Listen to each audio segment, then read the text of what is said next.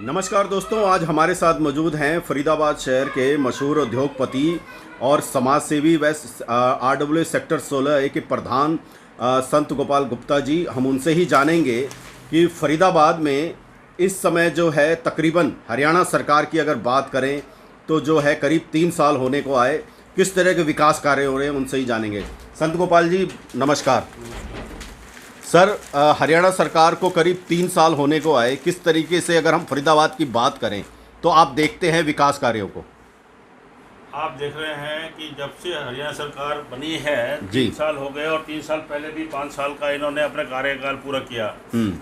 और मोदी जी के रहनुमाई में हमारा हरियाणा इतनी तरक्की कर रहा है कि दिन दुगनी रात चौगुनी तरक्की कर रहा है। जो विकास आज हम देख रहे हैं इससे पहले हमने ज़िंदगी में कभी नहीं देखे। मेरा जन्म फरीदाबाद का है और मेरी उम्र करीब 67 साल की है।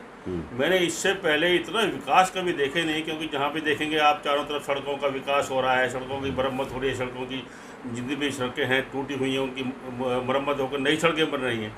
पानी की समस्या हमारे यहाँ बिल्कुल भी नहीं है, हमारे यहाँ बिजली की समस्या बिल्कुल भी नहीं है। यहाँ आप देख रहे हैं हॉस्पिटल जितने बने हैं उनके अंदर बहुत अच्छा इनका इंतजाम है, हर एक तरह की सुविधा मिलती है।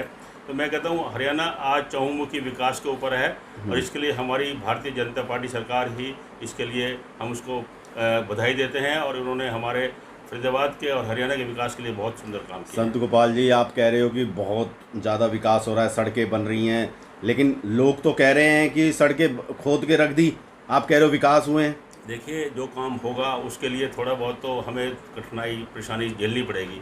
आप देखेंगे हमारे यहाँ पे जितने भी ये हमारे फ्लाईओवर बने हैं, फ्लाईओवर बनते समय में हमें कुछ कठिनाई जरूर झेलनी पड़ी, परंतु आज फ्लाईओवर पर हम चढ़ के जाते हैं, आगरा हम 1 घंटे में पहुँच जाते हैं। पहले 6-6 घंटे हमें आगरा तक पहुँचने में लग जाते थे।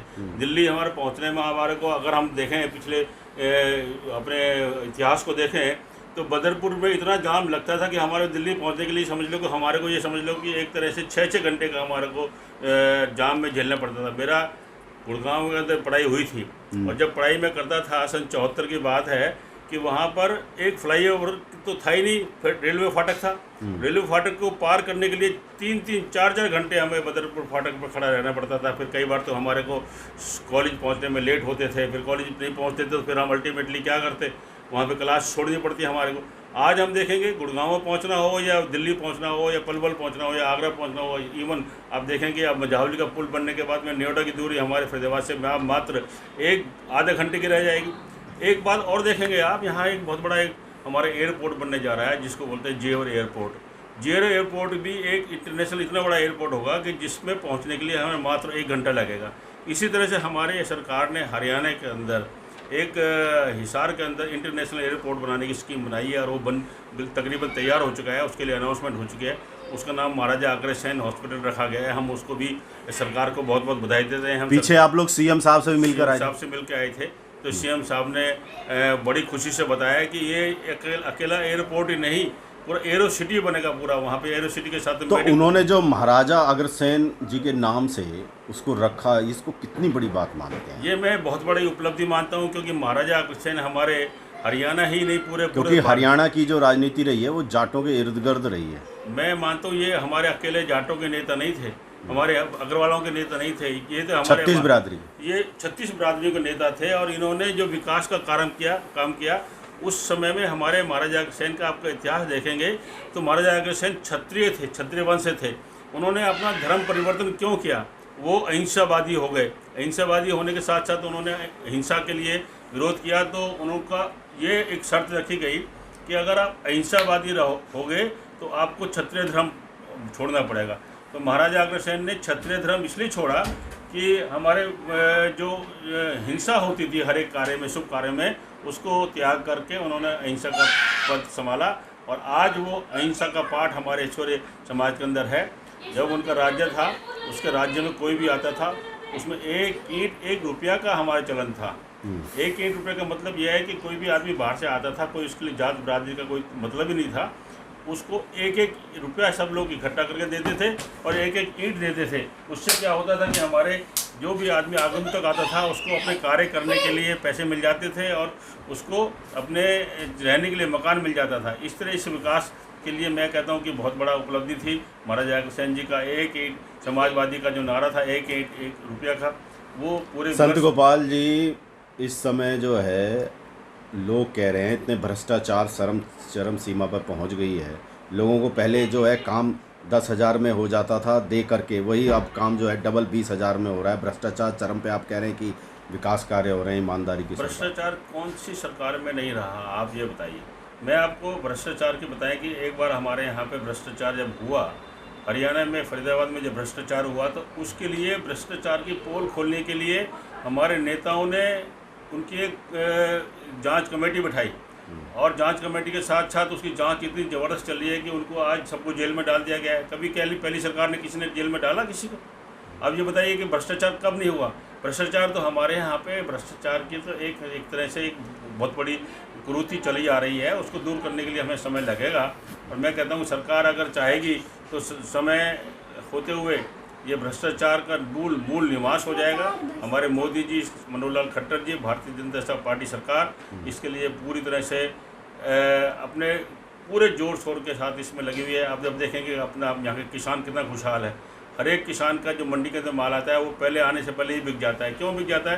क्योंकि किसान का जो मूल्य है, मिनिमम जिसको बोलते हैं मिनिमम जो प्राइस है, MRP जिसको बोलते हैं, उसको सरकार ने पहले ही फिक्स कर दिया। किसी को भी सरकार को, किसी की भी व्यापारी को गेहूँ या किसी भी चीज़ को खरीदने का अधिकार नहीं हुआ कि वो कम रेट पर खरीद ले। तो इसलिए मैं तो कहता हूँ हमारी सरकार बहुत अच्छे काम कर रही है। इसके लिए मैं सरकार को बहुत बहुत बधाई देता हूँ और सरकार के लिए यही कामना मतलब आप कह रहे हैं कि ईमानदारी की सरकार है, CM जो है ईमानदार हैं।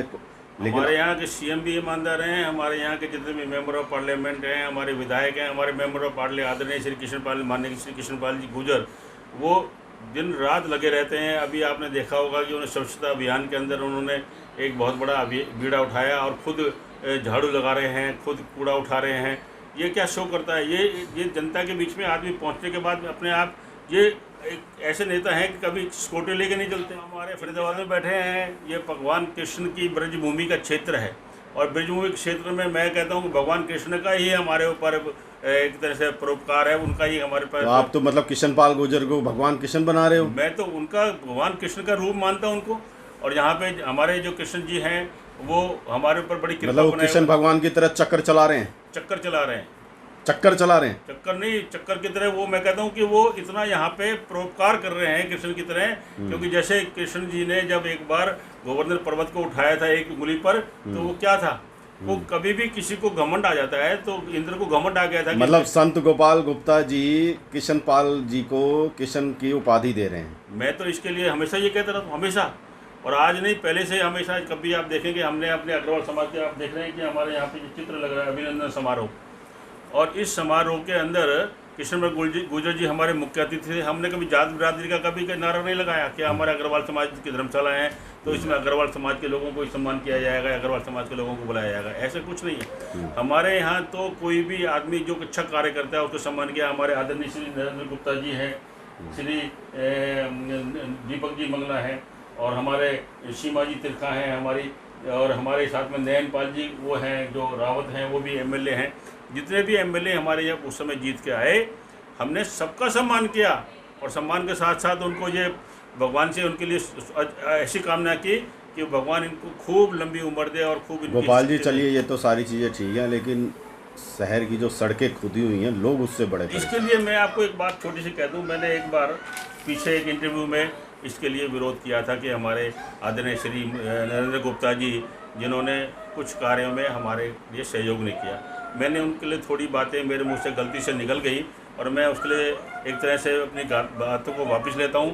परंतु मुझे जब बाद में उनसे मिला, उन्होंने बताया कि सड़कें भी खुदाई होंगी, खुदाई होने के बाद ही बनेगी, और जो काम होंगे, अगर हम काम को ये सोचें कि हमारे पास कोई भगवान की ऐसी कोई विश्वकर्मा वाली पूजा है, जैसे विश्वकर्मा भगवान थे, वो तो 1 मिनट में हाथ रखते थे और काम हो गया।